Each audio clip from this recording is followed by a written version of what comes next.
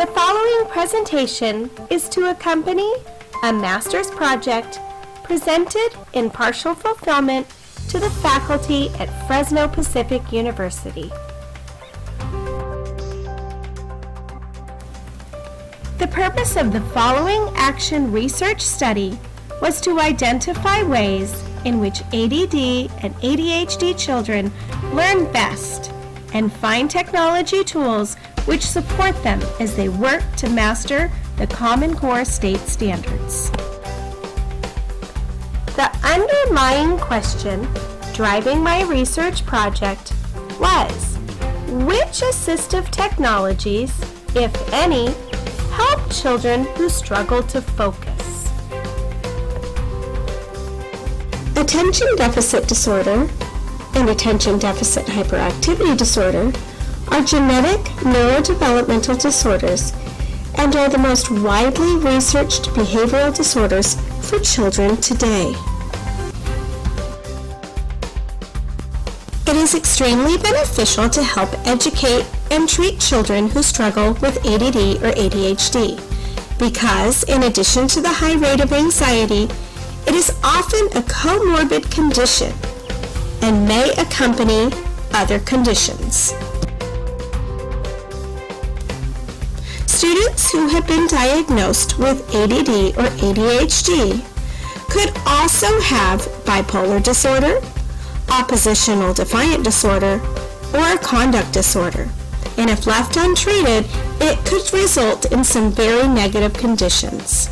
The United States Department of Education suggests that educators provide front-loading before assignments, give lesson reviews following assignments, give a statement of expectations, allow for extra time on activities, and repetition of the concepts being explored.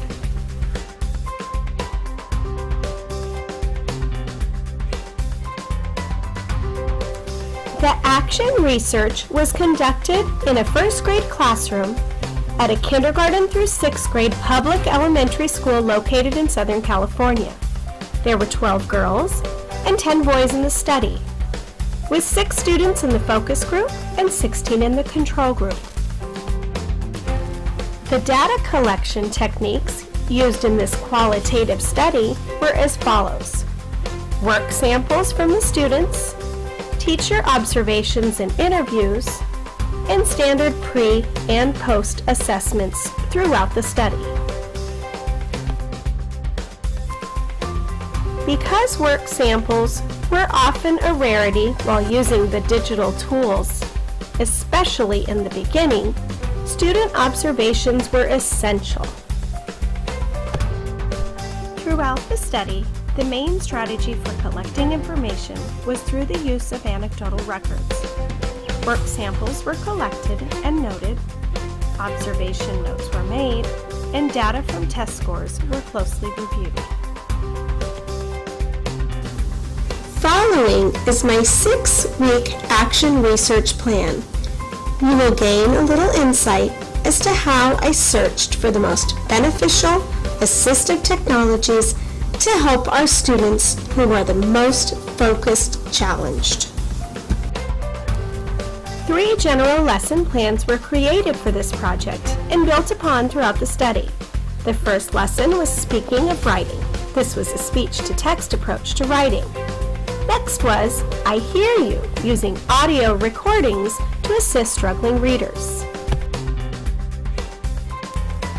Finally, the last of the 3 lesson plans was mapping out information. This lesson helped young learners organize information. These lesson plans were created to support the suggestions made by the United States Department of Education. They provide students with lesson review following assignments, they give them extra time on activities, and they can also allow for repetition of the concepts that are being explored in the classroom. Now, let's take a look at some student work samples. Here you will see 2 writing samples from the student we called JC. On the left is a handwritten journal sample. that led to frustration and tears as the students struggled with penmanship and focus. On the right is also a sample from JC using a talk-to-text app on his Chromebook. The child's language skills could be more accurately assessed with the sample on the right.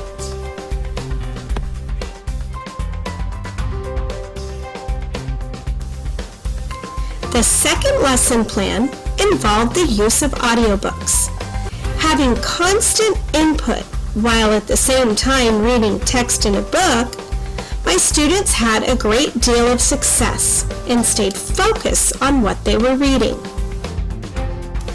While this image does not show my students using actual audio recordings, this is the exact arrangements that they sat in when reading guided text using the audio recordings. Mapping out information was a progressive lesson plan that worked so well for my students this year.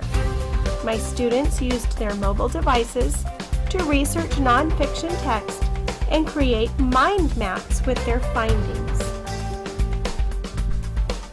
The next two work samples are from another focus group student. It was his second mind map assignment, and he was asked to research and brainstorm details about spring using his mobile device. If interested, the students had the option to use the mind map as a guide to then write about spring. Prior to this activity, this particular student was one of my most reluctant writers. This was his best work all year. When approached with the opportunity to conduct this action research plan, there was no question to what my goals would be. I knew that there was an increased need to help students struggling with ADD and ADHD. I also knew that the students who count on us the most often struggle with low self-esteem. And finally, I wanted to provide teacher support for other educators who need help designing a curriculum which will support some of our most struggling learners. I had very mixed results with my action research plan. There was little to no growth with reading skills, stronger language assessment results, increased motivation with writing, and my students were introduced to research at a very young age. While the 6-week study did not produce the results that I had hoped for, I did note some interesting findings. This chart shows the pre- and post-test reading scores for the students in the focus group. The black bars show the reading level for the pre-test and the gray for the post. It would be expected that each child would increase a minimum of 1/10 of a point in the 6-week period. Not all students, however, achieved this goal. Because many ADD and ADHD students struggle with writing, I found it to be very gratifying that my students gained a love and motivation for writing during the course of this 6-week study.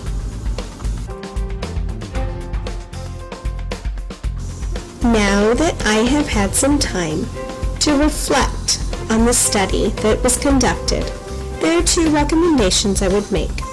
One is I would allow more time to observe the students, and second, I would allow more time for focus on math. I strongly feel that with the addition of more time and more exposure to math skill practice, this would offer my ADD and ADHD students more of what they need the most. I hope you found some value in the presentation that I just shared with you. Thank you for listening to something I am so very passionate about. Thank you.